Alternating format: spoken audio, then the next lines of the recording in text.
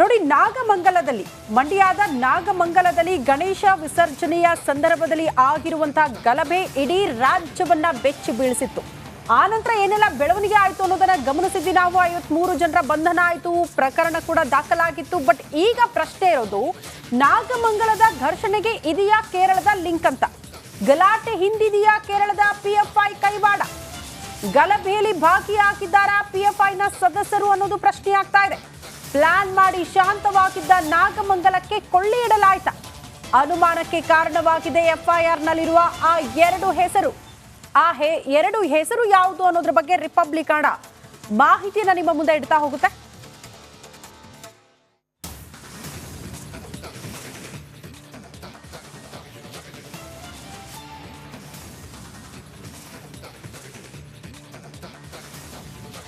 ಎರಡು ಹೆಸರು FIR ಅನ್ನು ದಾಖಲಾಗಿರೋದು. ಆ ಹೆಸರು ಸ್ಕ್ರೀನ್ ಮೇಲೆ ಗಮನಿಸ್ತಾ ಇದ್ದೀರಿ, ನಾವು ಮಾರ್ಕ್ ಮಾಡಿ ತೋರಿಸ್ತಾ ಇದ್ದೀವಿ. FIR ನಲ್ಲಿರುವ 74 ಆರೋಪಿಗಳ ಪೈಕಿ ಇಬ್ಬರ ಹೆಸರು, ಅವರು ಕೇರಳದವರು ಅಂತ ಹೇಳಲಾಗ್ತಾ ಇದೆ. ಕೇರಳ ರಾಜ್ಯದ ಮಲ್ಲಪುರಂ ನಿವಾಸಿಗಳು ಗಲಭೆಯಲ್ಲಿ ಭಾಗಿಯಾಗಿದ್ದಾರೆ. A44 ಆರೋಪಿ ನಂಬರ್ 44 ಯೂಸುಫ್, ಆರೋಪಿ ನಂಬರ್ 61 ನಾಸೀರ್, ಇಬ್ಬರೂ ಕೂಡ ಕೇರಳ ಮೂಲದವರು. ಅವರ ಇಬ್ಬರ ಹೆಸರು ಕೂಡ FIR ನ ದಾಖಲಾಗಿರೋದ್ರಿಂದ ಇವರು PFI ಸಂಘಟನೆಯವರು ಅನ್ನೋದು BHP ಅವರ ಆರೋಪ. ಬೇಕು ಅಂತಾನೆ ಬಂದು ಶಾಂತಿ ಭಂಗ ಮಾಡೋ ನಿಟ್ಟಿನಲ್ಲಿ ಪ್ಲಾನ್ ಮಾಡ್ಕೊಂಡು ಬಂದು ಗಲಭೆ ಎಬ್ಬಿಸಿದ್ದಾರೆ. ಇದರ ಹಿಂದೆ PFI ಸಂಘಟನೆಯ ಕೈವಾಡ ಇದೆ, ಅದು ಕೂಡ ಕೇರಳದವರು. ಇಬ್ಬರ ಹೆಸರು ಉಲ್ಲೇಖ ಆಗಿರೋದು ಹಲವು ಅನುಮಾನಗಳಿಗೆ ಎಡೆ ಮಾಡಿಕೊಟ್ಟಿದೆ. FIR ನಲ್ಲಿರುವ 74 ಆರೋಪಿಗಳ ಪೈಕಿ ಇಬ್ಬರು ಕೇರಳದವರು. ಕೇರಳ ರಾಜ್ಯದ ಮಲ್ಲಪುರಂ ನಿವಾಸಿಗಳು ಯೂಸುಫ್ ಮತ್ತು ನಾಸೀರ್, ಇಬ್ಬರು ಕೂಡ ಕೇರಳದವರು. ಇವರು PFI ಸಂಘಟನೆಯವರು ಅನ್ನೋದು BHP ಅವರ ಆರೋಪ. ಗಲಾಟೆ ದಿನ ಮೆಡಿಕಲ್ನಲ್ಲಿ 200 ಮಾಸ್ಕ್ ಖರೀದಿ ಕೂಡ ಮಾಡಿದ್ರಂತೆ. ಪೆಟ್ರೋಲ್ ಬಾಂಬ್ ಬಳಕೆಯಲ್ಲೂ ಕೂಡ ಕೇರಳ ಕೈವಾಡದ ಆರೋಪ ಇದೆ. PFI ಸಂಘಟನೆ ನಮ್ಮ ರಾಜ್ಯದಲ್ಲಿ ಬ್ಯಾನ್ ಆಗಿದೆ, ಬಟ್ ಕೇರಳದಲ್ಲಿ ಅದು ಆ ಸಂಘಟನೆ ಏನಾದರೂ ಆಕ್ಟಿವ್ ಆಗಿದೆಯಾ? ಅಲ್ಲಿಯ ಇಬ್ಬರು ಇಲ್ಲಿ ಬಂದು ಬೇಕು ಅಂತ ಗಲಭೆ ಎಬ್ಸಿದ್ರ, ದೊಂಬಿ ಮಾಡಿದ್ರ ಅನ್ನೋದು ಪ್ರಶ್ನೆ. BHP ಅವರು ಇದೇ ಗಂಭೀರ ಆರೋಪವನ್ನ ಮಾಡ್ತಿದ್ದಾರೆ. ಈ ಬಗ್ಗೆ ಮತ್ತಷ್ಟು ಡೀಟೇಲ್ಸ್ ಅನ್ನ ಕೊಡ್ತಾ ಹೋಗ್ತಾರೆ ನಮ್ಮ ಪ್ರತಿನಿಧಿ ಆನಂದ್ ದೂರವಾಣಿ ಸಂಪರ್ಕದಲ್ಲಿ. ಆನಂದ್, ಎರಡು ಹೆಸರು ಹಲವು ಅನುಮಾನಕ್ಕೆ ಕಾರಣ ಆಗ್ತಾ ಇದೆ, ಏನ್ ಡೀಟೇಲ್ಸ್ ಕೊಡ್ತೀರಿ? ಶ್ರುತಿ, ನಾಗಮಂಗಲದ ಸಾಕಷ್ಟು ಆತಂಕವನ್ನ ಸೃಷ್ಟಿ ಮಾಡಿತ್ತು, ಜೊತೆಗೆ ಇಡೀ ರಾಜ್ಯವನ್ನೇ ಬೆಚ್ಚಿ ಬೀಳಿಸಿತ್ತು. ಇದು ರಾಜಕೀಯವಾಗಿ ಕ್ರಮೇಣ ತಿರುಕೊಂಡಿತ್ತು. ಆದ್ರೆ ಏನ್ ಈ ಗಲಭೆಗೆ ಸಾಕಷ್ಟು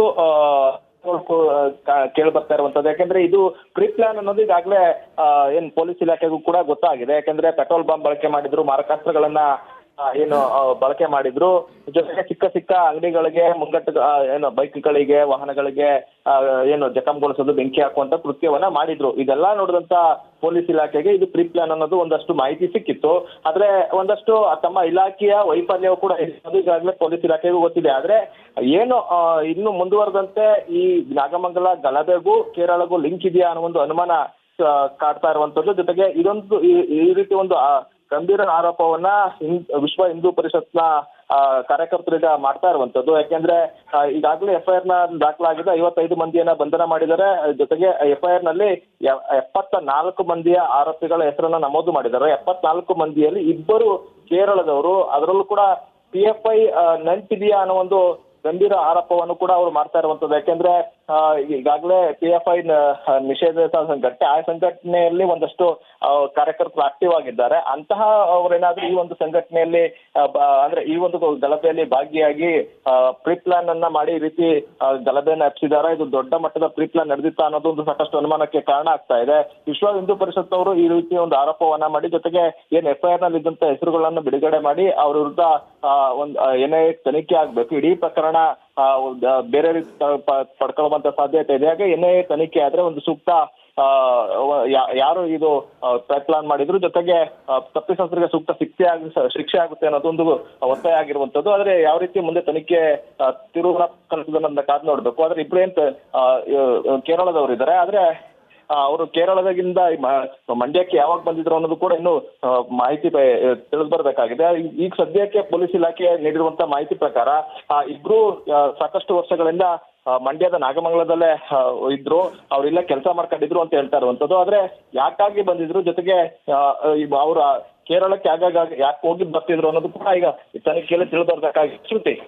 ಓಕೆ ಆನಂದ್, ಧನ್ಯವಾದಗಳು ತಮ್ಮೆಲ್ಲ ಮಾಹಿತಿಗೆ. PFI ಇದು ನಿಷೇಧಿತ ಸಂಘಟನೆ, ಬಟ್ ಇನ್ನೂ ಕೂಡ ಆಕ್ಟಿವ್ ಆಗಿದೆಯಾ ಅನ್ನೋದು ಪ್ರಶ್ನೆ.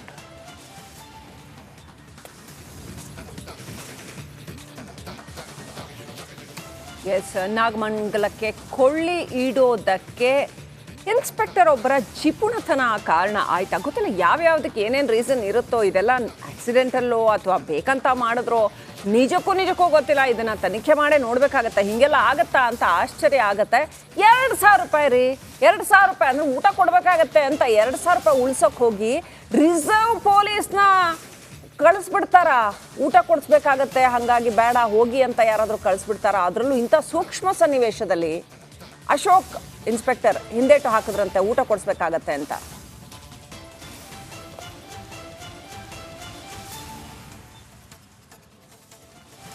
ನಾನು ಈಗ ತಾನೇ ಕ್ರೈಮ್ ಬ್ಯೂರೋದವ್ರ ಹತ್ರ ಮಾತಾಡ್ತಾ ಇದ್ದೆ, ಈ ವ್ಯವಸ್ಥೆ ಎಲ್ಲ ಯಾರು ಮಾಡ್ತಾರೆ ಅಂತ. ಗೃಹ ಇಲಾಖೆಯಿಂದಲೇ ದುಡ್ಡು ಹೋಗಬೇಕು, ಊಟದ ವ್ಯವಸ್ಥೆ ಆಗಬೇಕು, ಭದ್ರತೆಗೆ ನಿಯೋಜನೆ ಆಗಿರುವಂತಹ ಸಿಬ್ಬಂದಿಗಳಿಗೆ.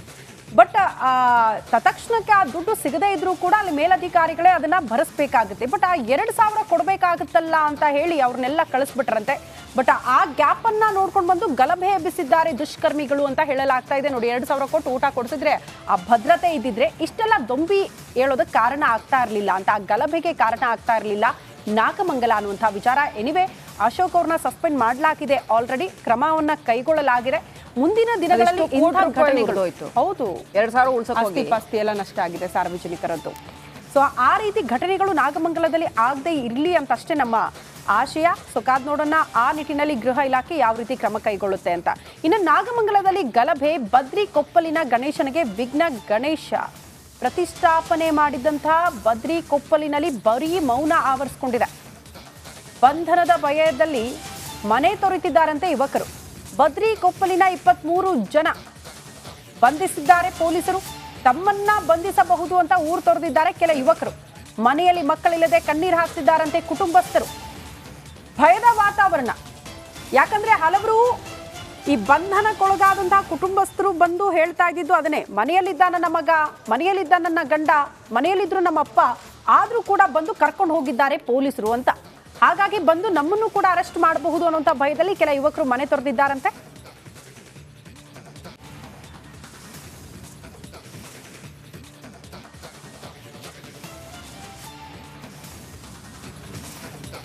ಮಂಡ್ಯದ ನಾಗಮಂಗಲದ ಈ ಗಲಭೆ ವಿಚಾರಕ್ಕೆ ಸಂಬಂಧಪಟ್ಟಂತೆ 73 ಜನರ ಬಂಧನ ಆಗಿದೆ. ಕೆಲವರು ಊರು ತೊರೆಯುತ್ತಿದ್ದಾರಂತೆ. ಇನ್ನೂ ಕೂಡ ಭಯದ ವಾತಾವರಣ ನಾಗಮಂಗಲದಲ್ಲಿ ಹಾಗೆ ಇದೆ ಅಂತ.